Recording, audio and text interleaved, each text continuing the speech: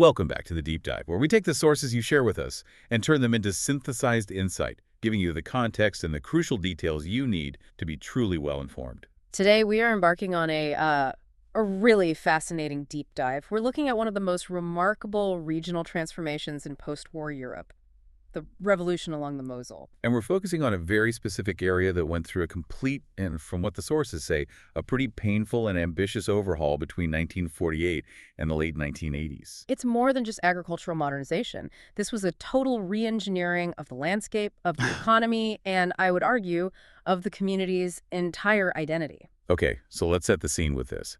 This moment in history that just kicks everything off. The sources open with the immediate, almost visceral shock of the 1948 currency reform, the Waring's reform. The currency reform, right. You really have to try and put yourself in that mindset. It's hard to imagine. You're holding paper money that's been practically worthless for years.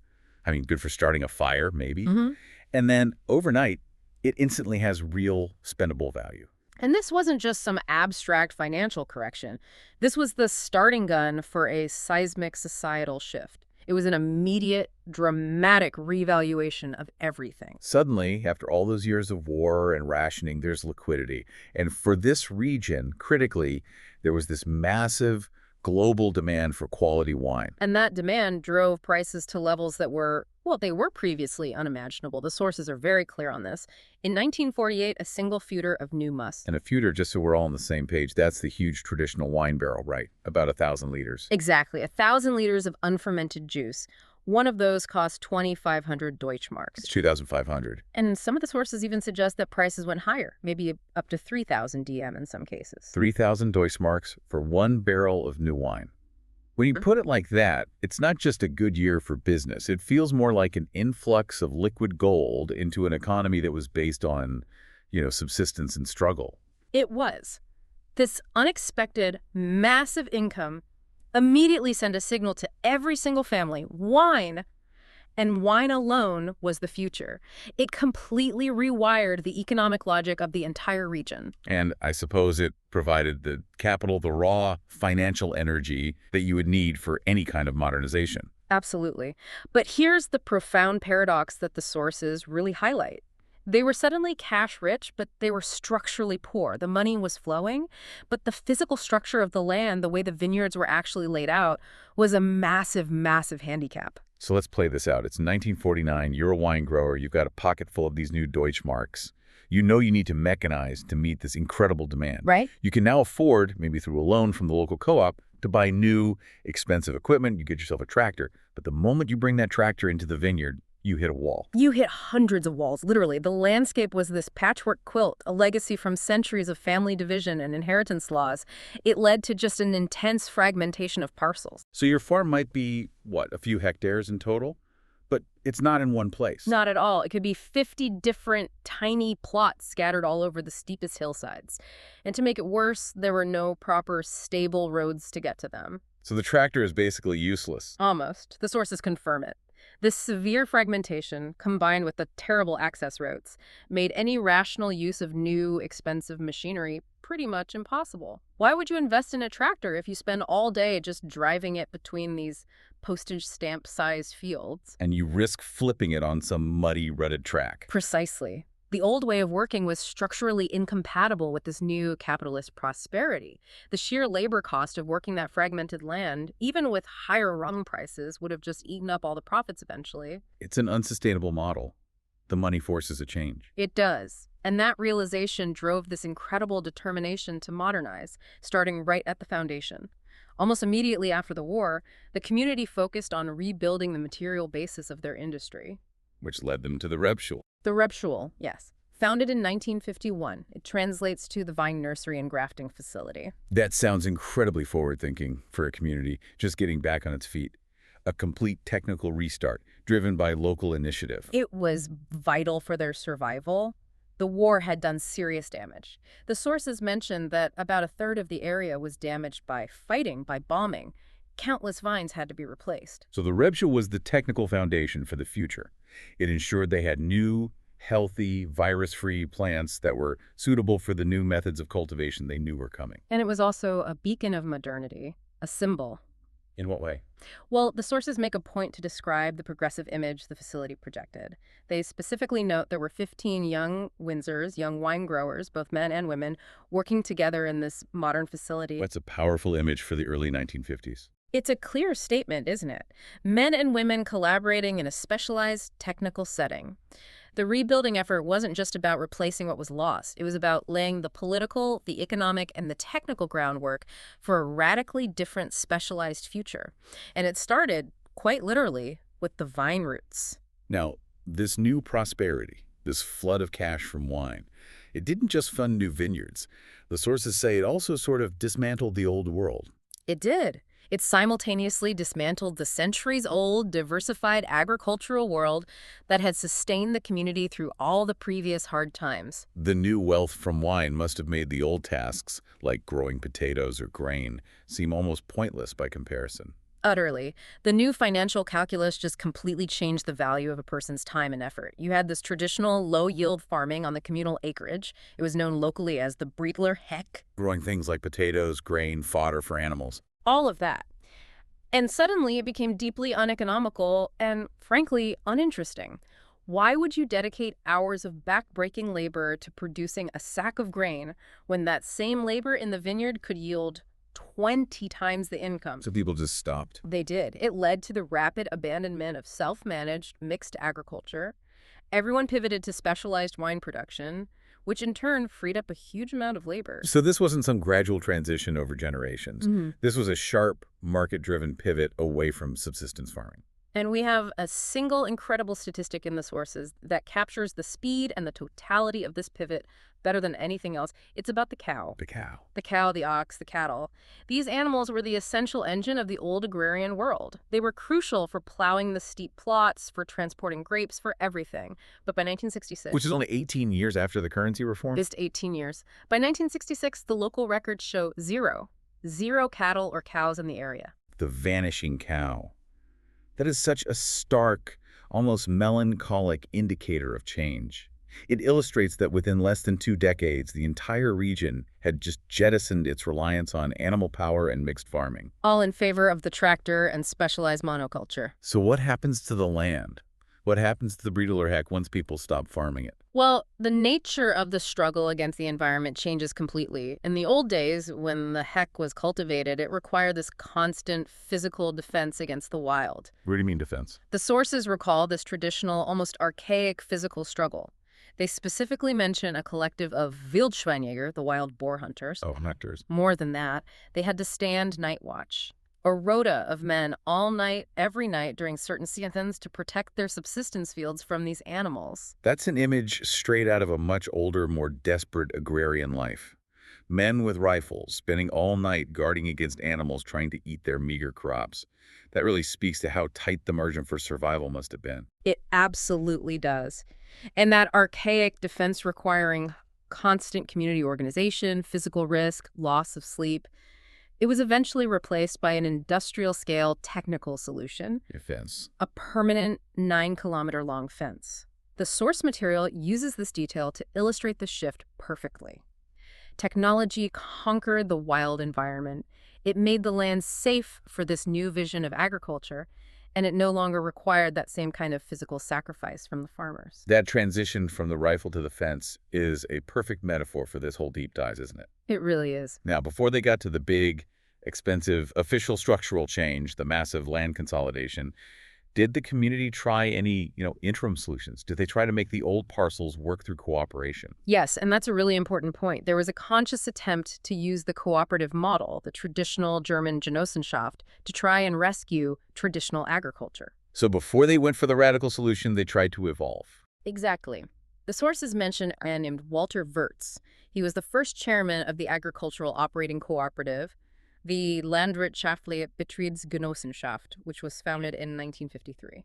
So this was an attempt to pool resources, maybe share equipment and labor, to make that subsistence farming on the heck efficient enough to survive alongside the booming wine industry. It was a commendable, community-led effort. They were trying to inject cooperation and efficiency into the traditional agricultural system to make the fragmented parcels work collectively. But ultimately, the economic gravitational pull of wine was just too strong. The numbers didn't add up. They couldn't. The cooperative effort couldn't stem the tide against the dominance of specialized, profitable wine production. It just goes to show how irresistible that post-1948 cash flow really was. The real solution would require moving beyond cooperation to something far more radical. Okay, so if the post-war boom was the spark, then the structural change itself, this massive process of land consolidation, the Verbereinigung, that was the bonfire that completely reshaped the landscape. And this wasn't a minor adjustment. It was an organizational and engineering feat that took decades to pull off. The scale of the fragmentation made modernization an absolute logistical impossibility. It really forced the hand of the local political leaders. Let's look at the math again, because it's just staggering. The sources say there were about 200 different Windsor operations. 200 families, yes, sharing roughly 80 hectares of vineyard land. So if you do the math, 800,000 square meters divided by 200 operations. That gives you an average farm size of only 4,000 square meters. Less than an acre. And you have to remember, that single acre wasn't in one nice, neat spot. It was often distributed across dozens of tiny, fragmented, inaccessible plots all over the steep slopes. You cannot run a modern industrialized business on that kind of footprint. It's just impossible. Precisely. And the sources show that the ambition to scale up was there very early on. There was a man named Josef Engel, a key local figure. He filed an application as early as 1956. This is before the Verbereinigung officially began, for the expansion of vineyard land by about 21 hectares. So even then, the local leaders understood that to grow, you first had to consolidate and rationalize the parcels you already had. They knew it was the only way forward. But ambition alone doesn't move mountains of slate, does it? To redraw the map of an entire community, to move thousands of parcels and convince hundreds of families to give up ancestral land, that requires incredible political will and organizational genius. So who were the key individuals who drove this massive structural change? Phase 1 started around 1960. This was the work of dedicated, long-serving political architects. The central driving force, according to all the sources, was Josef Busch. He served as mayor from 1967 all the way to 1990. A long tenure. A very long time. He was the political manager, the man who provided the long-term vision and the necessary political pressure to push through not just the land consolidation, but later the town renewal project, the Dorferneuerung as well. He needed total buy-in, and he was prepared to work for decades to get it. But one person at the top can't manage a project of this scale. You need the implementers, the people on the ground dealing with the day-to-day complexity. That's right. And the sources identify two other men, Alex Schmitz and Josef Engel, as the key figures in the process. They're the ones managing the practical enforcement. They dealt with the surveyors, they handled the endless meetings, and they managed the very delicate social interactions required to get people to agree to this. They were the ones who had to absorb all the local friction and make the change physically happen. They were the tip of the spear. And of course, none of this, from the roads to the drainage systems to the surveyors' fees, could happen without massive and consistent financial backing. If this was a multi-decade project, ensuring the funding was always there must have been a full-time job in itself. It was absolutely critical. And here we have to highlight Johann Jakob Holten, the local treasurer. He worked very closely with a man the sources call the finance minister, V.A. Hoffman. Their role was to establish and maintain the financial backbone for the entire project. So they made sure the funds were always available for the machinery, the surveying, the immense amounts of construction material that were needed over, 20-plus years? That's it. And it underscores a crucial point. This wasn't just a grassroots effort. This was a major, professionally and financially organized modernization drive. It relied heavily on institutional loans and public money. That institutional support is what separates a local desire for change from a comprehensive, successful, region-wide revolution, isn't it? Without that financial stability, the whole project just stalls at the first sign of a recession or, social resistance. To really grasp the scope of this revolution, you have to look beyond the financial figures and focus on the concrete technical achievements in the landscape itself. The land consolidation wasn't just bureaucracy and negotiation, it was an enormous engineering feat, a literal resculpting of the Moselle hillside. Okay, so give me the engineering numbers that illustrate that scale. We're talking about that 100-hectare section where the consolidation took place. I want to hear about the physical transformation. Let's start with access, because that was the central problem. Within that specific 100-hectare section, they constructed 14.5 kilometers of completely new roads and access paths. 14.5 kilometers. That's a huge number. It's essential for tractors and eventually for the specialized harvest equipment that would come later. And of that, 3.1 kilometers were paved with asphalt. These were robust, sealed roads designed for heavy machinery, not just dirt tracks. They were building permanent infrastructure. But building roads on these steep slate slopes, especially in a region known for heavy rain, that sounds like a recipe for disaster if you don't do it right. That's why the sources make a point of emphasizing the detailed engineering. This wasn't cheap construction. All the paths were built with specific water seepage features, and the paved roads included extensive water drainage systems. So gutters, culverts, trenches. Everything. It was all designed to ensure permanent, durable stability and prevent erosion and landslides. They had to engineer against the constant risk of the land washing away. They were protecting the massive investment they were making. And the material to firm all this up. Slate is heavy, and they would have needed a lot of it to create durable roadbeds and fill in the slopes. The logistics were huge. They utilized an astonishing volume of slate. 21,188 cubic meters of material were transported from the Anchorage barrage. 21,000 cubic meters. It's hard to even picture that. Think of it this way. A standard large construction dump truck holds maybe 15 cubic meters. They moved over 1,400 truckloads of rock just to stabilize that one area. Wow. That really puts a price tag on the transformation, both financially and logistically. It's a literal re-engineering of the entire hillside environment to serve the modern tractor, rather than relying on the farmer's back and the cow's strength. Exactly. But changing the land is physically challenging. Changing the mindset of the people must have been brutal. Was this new infrastructure welcomed by everyone? Absolutely not. And this is where you find the core social drama of the entire transformation. The sources confirm there was significant, stubborn resistance and social friction that caused massive delays. You have to remember the deep-rooted, almost sacred attachment to ancestral land in these communities. For centuries, property ownership, no matter how small or fragmented, was tied directly to family identity, to history, to status. So the legal concept of consolidation, that the state can take your specific tiny plot that your grandfather worked and give you a different, larger, more efficient plot somewhere else, that must have felt like a violation of history itself. It was. That old mentality, the sentiment of, my grandfather worked this very piece of soil, was a powerful defense against what they saw as cold, rational progress. The Windsors were highly suspicious of the surveyors, of the new plans, of the whole process of land valuation. And their resistance wasn't passive, it was active. It led to significant administrative and legal delays. How significant were those delays, especially given all the initial enthusiasm and planning? They were substantial. The initial goal was for the Windsors to receive possession of their new consolidated plots by the end of 1986.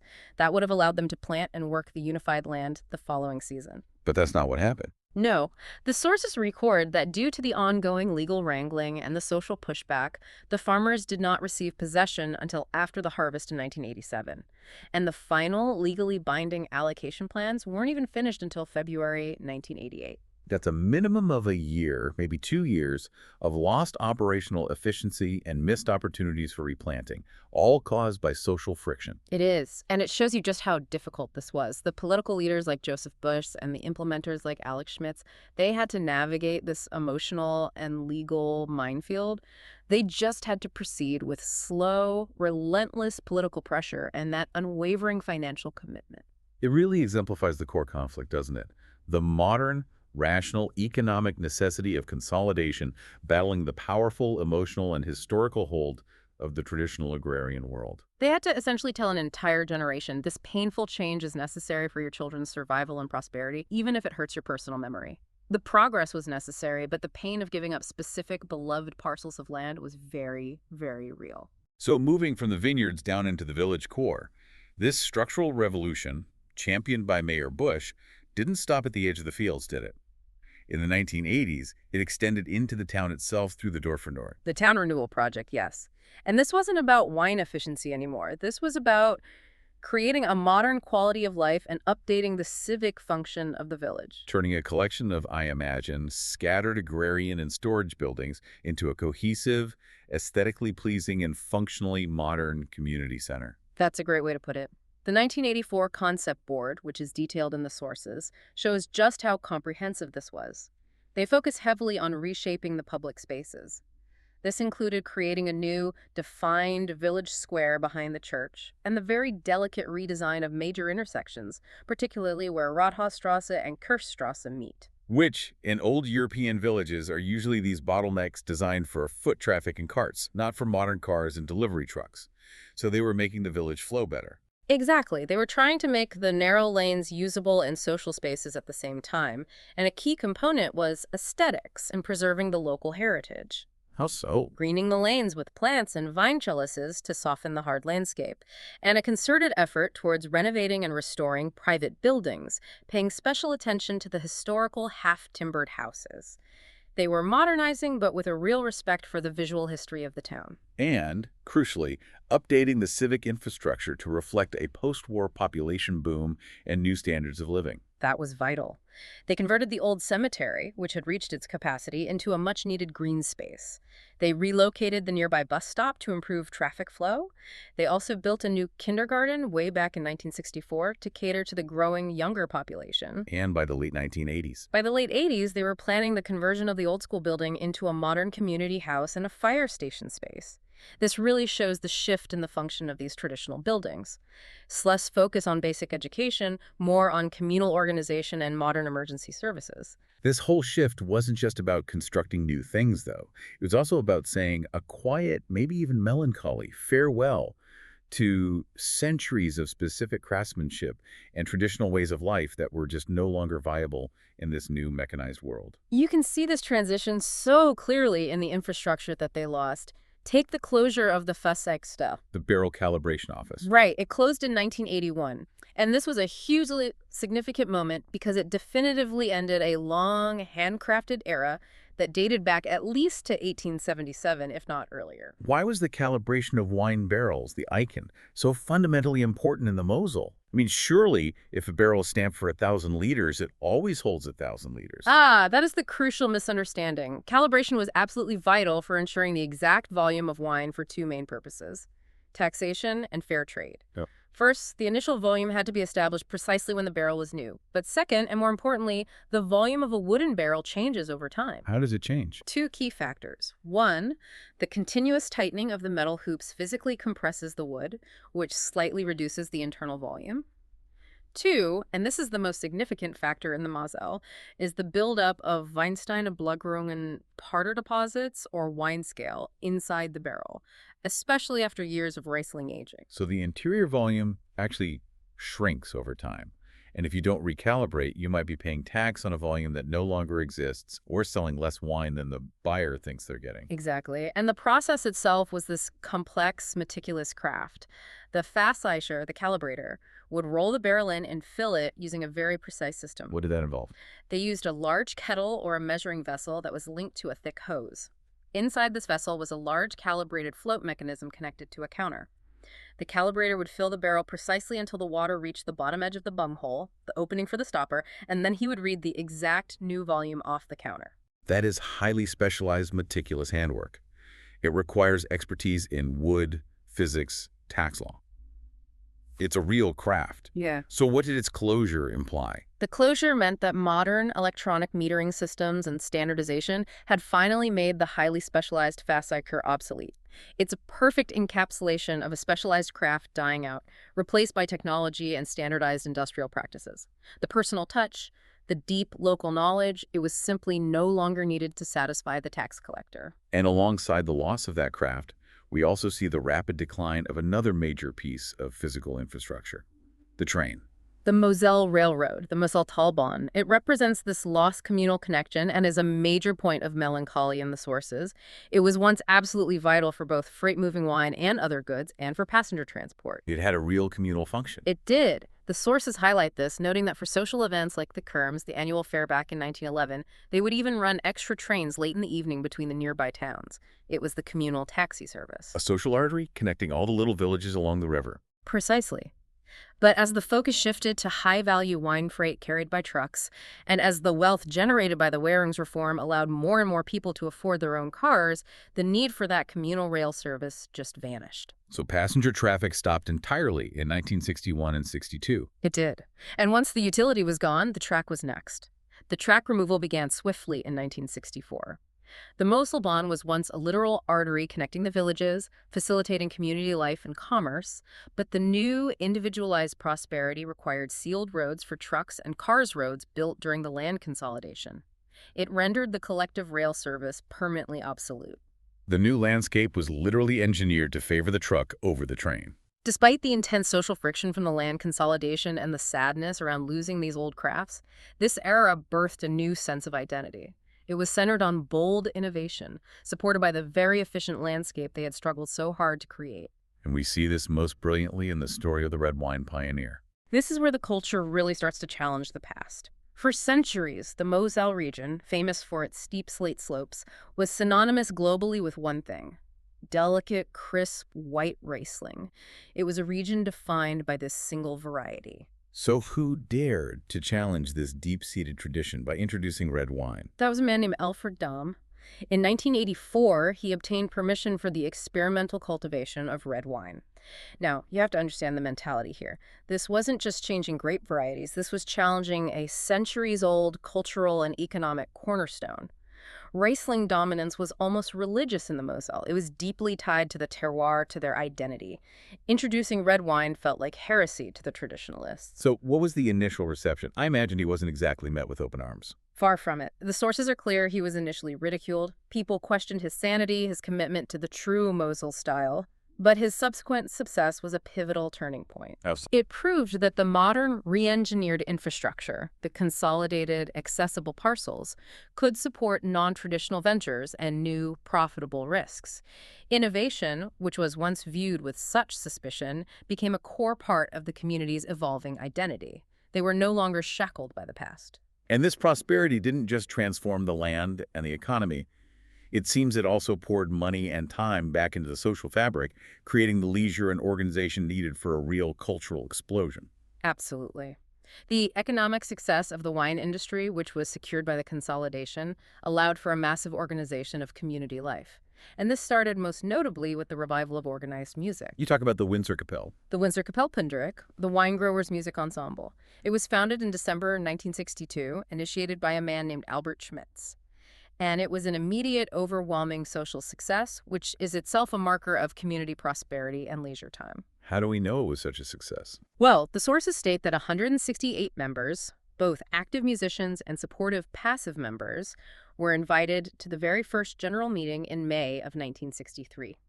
That's rapid and deep integration into the community structure in just a few months. That speed of organization proves they had both the financial means and the collective energy to invest in social joy. And this musical tradition was very conscious of its history. It was continuing the legacy of earlier groups like the Simonischen Kapelle that had performed at the 1873 Sängerfest.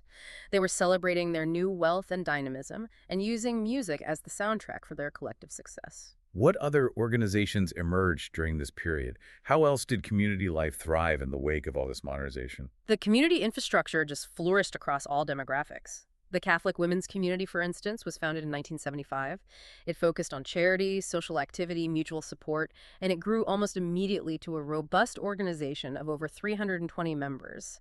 That shows a powerful organization of women's influence and social capital. And the youth were incredibly active too, which I guess reflects a community where the younger generation wasn't forced to immediately emigrate because of a lack of opportunity. That's a great point. The Jugendclub Punerisch, JCP, founded in 1976, was astonishingly active. The sources record that they organized 78 separate events in 1984 alone. 78 events in 1 year. Ranging from social gatherings to educational events. Their popularity was so great it actually caused an infrastructure challenge in itself. Their film screenings, for example, had to be moved from smaller venues to the Turn Hall, the gymnasium, just because of the sheer number of attendees. The new prosperity was actively fueling this vibrant, organized, and enthusiastic social calendar. This cultural energy also shows how old customs had to adapt to the new, rigorous economic reality imposed by the mechanized vineyards. The sources mention something called Kali Mitwok, or Kellermittwoch Cellar Wednesday. What was that tradition and how did it change? Cellar Wednesday was a treasured, ancient custom centered on the core product, the wine. It was when the community would gather socially, usually around the Feast of Epiphany, to sample the new vintage, tasting it barrel by barrel directly from the cellars. It's a serious affair then. Oh, a very serious, multi-day affair. The sources even note the saying, "Man war halt im Keller versagt," which roughly translates to, "you simply got stranded in the cellar." Because the tasting sessions sometimes lasted for several days due to the sheer enjoyment and the volume of wine to be tasted. That sounds like a wonderful, unplanned community event that only a pre-modern society could truly afford in terms of time. It was. It defied modern schedules. But once the German state abolished the public holiday associated with this event, the tradition had to shift its rhythm. Had to adapt. The sources note that they had to postpone the tasting and move the tradition to the weekends. It's a perfect micro-level example of how these centuries-old practices had to adapt their timing and structure to the demands of modern working life and regulated holiday schedules. The ritual itself is preserved, but its timing is now dictated by the new, efficient structure they had built. What stands out to me, looking back at all the source material, is just the relentless speed of this transformation.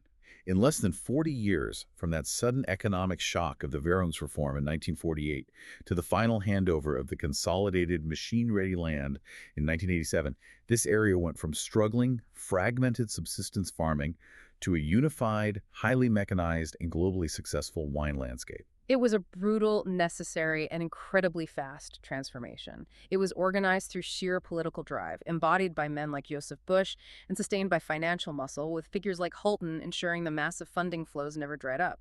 This was progress through sheer, massive effort and institutional management. But we should never forget that this economic leap came at a profound cost.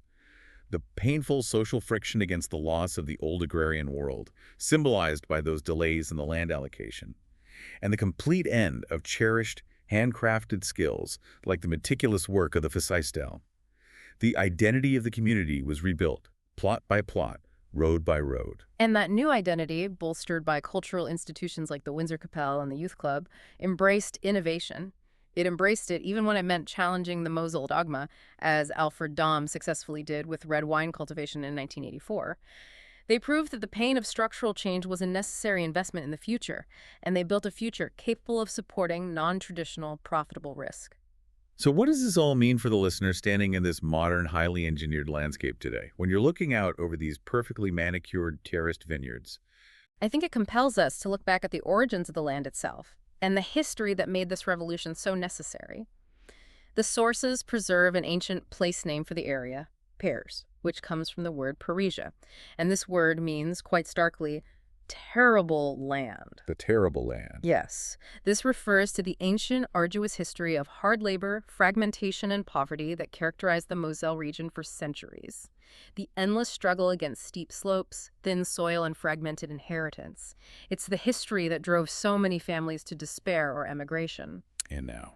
Now, through this immense collective and political effort, the land has been mastered. It's been engineered and turned into liquid gold, a shining, rational example of successful regional modernization. But we'll leave you with this final thought. Now that prosperity and efficiency reign, does any echo of that ancient, terrible history of struggle and hard-won labor still exist?